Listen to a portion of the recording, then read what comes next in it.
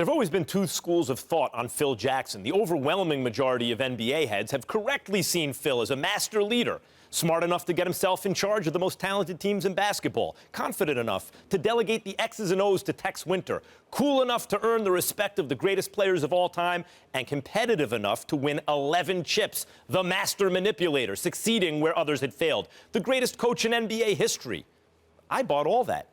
There have also always been the haters, a small contrarian group of small contrarian people who've maintained that Phil Jackson was simply the luckiest man in NBA history. Yeah, he won, but Fred Flintstone could have won a handful of titles with Jordan, Pippen, Shaq, and Kobe. The emperor has no clothes, say the haters.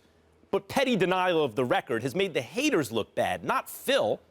Until right now, when Phil Jackson's giving the haters their day, he's being exposed, gave away Tyson Chandler, Iman Shumpert, and J.R. Smith, traded for the shadow of Derrick Rose, signed broken-down Joakim Noah to an absurd guaranteed contract, and now his effort to stain the legacy of Carmelo Anthony is staining his own legacy. Yesterday's embarrassment, a straight-up one-sided hit piece planted in Bleacher Report about Melo's lack of championship medal, followed by a ham-handed tweet by Jackson, was just the latest in a string of clumsy and obvious attempts to publicly humiliate a legendarily talented player on his way out the door.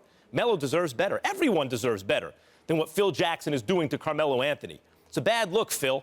You want to be remembered as a genius or as a guy who took the money, got in over his head, and tried to sleaze his way to credibility using telegrams in an Instagram world?